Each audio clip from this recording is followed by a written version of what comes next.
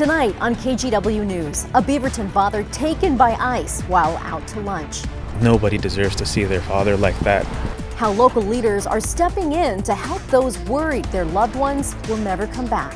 Plus, it is a very dangerous fisheries, one of the most dangerous fisheries in the world. Families of Newport fishermen say lives are on the line, how they're fighting to bring a rescue helicopter back closer to home. Then, it's all done with heart, I think, too. Yeah, love. Core of it. Love is the primary ingredient. A look inside a newly renovated Portland theater, giving a lot of hope to this part of downtown. And later,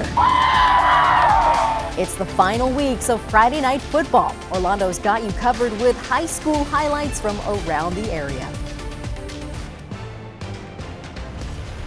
We begin tonight with a developing search in Vancouver for a driver who hit a man and 3 children, then took off. All 4 victims were taken to the hospital. We don't yet know their conditions.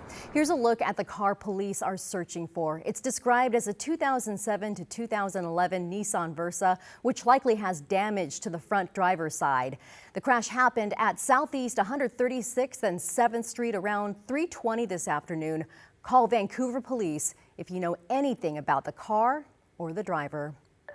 Thanks for joining us. I'm Catherine Cook, in for David tonight.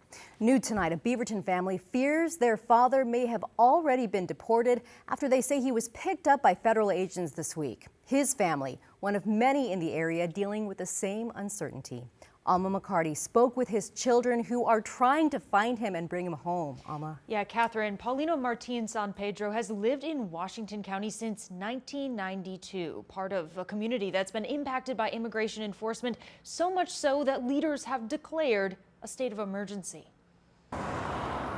At the intersection of Southwest Wilson and Allen in Beaverton. Just like that, they took him, they found him. ICE agents confronted Paulino Martin Tuesday afternoon. I feel as my dad was being targeted due to just his work truck, the way he looks, the way he sounds. His children, Ruby, Eric, and Christian, meeting near that same spot days later and tell us their dad had just finished working at a job site and was on his way to lunch with their mom. My father's not a criminal. He's a very good person. Everyone that knows him, he's a generous, sweet, ready to give his clothes off his back. A handyman and beloved Beaverton resident for more than 3 decades, Paulino, originally from Mexico, is undocumented but has no criminal record.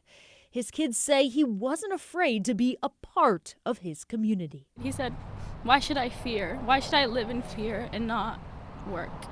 Because my dad loved to work.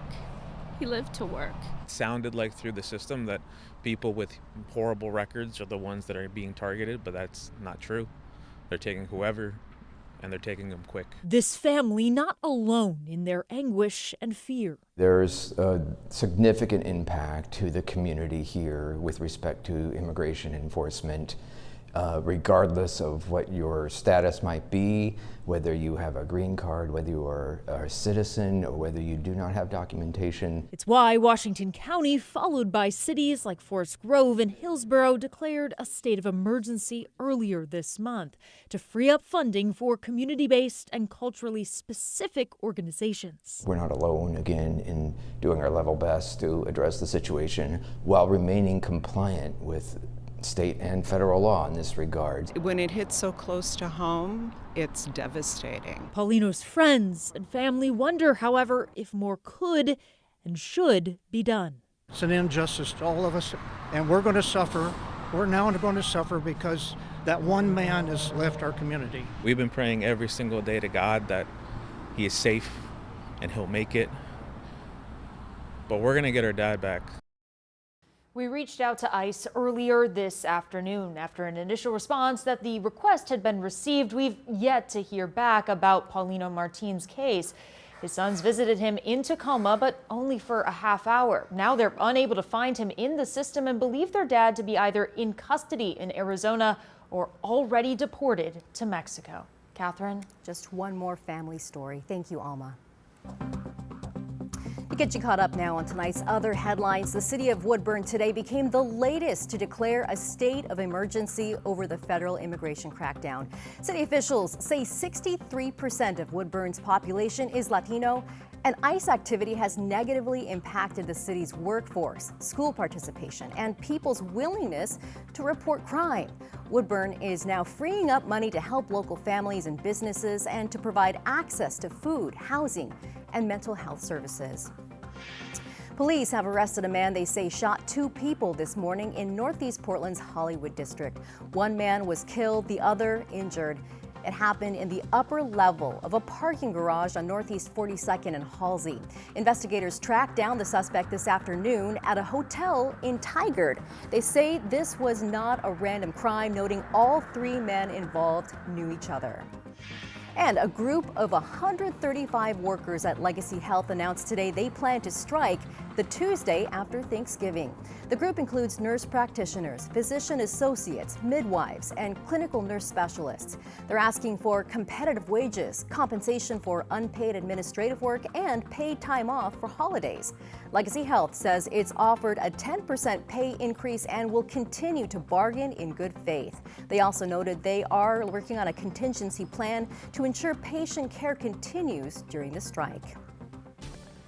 All right, let's take a live look over downtown Portland where fog is rolling in some areas tonight. Chief Meteorologist Matt Zaffino is here with a first look at your weather impact forecast. Hi, Matt. Hey, Catherine. Yeah, downtown's not bad at all, but Vancouver, wow, different story there. You can't even see the I-5 bridge, barely see any of the buildings from our camera at the Springs at the waterfront. 40 degrees and, yeah, 100% humidity, obviously, there. The visibility down to a quarter of a mile. That's at the Pearson Park Airport.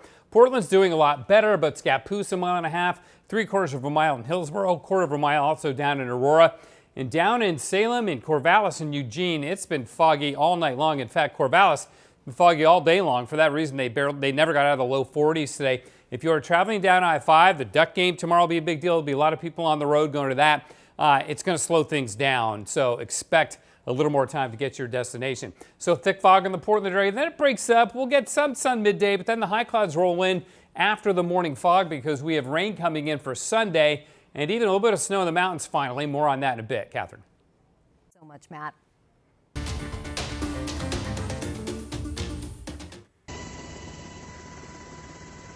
Wow, caught on camera, the Coast Guard out of Astoria rescued a father and his 5-year-old son after their boat overturned at the mouth of the Columbia River. You can see the 2 of them huddled on the top of the boat. They clung there for 2 hours in rough seas before crews found them and lifted them out to safety. They're both in their seats. They're pretty cold, so you can crank the heat. Oh, man. The Guard says rescues like this show the importance of wearing your life jacket and filing a float plan if you're boating near the coast so people know when to expect you back. And of course, rescues like those show the importance of having Coast Guard crews nearby. That's why Lincoln County and Oregon's Attorney General are suing the federal government to return a Coast Guard helicopter back to Newport.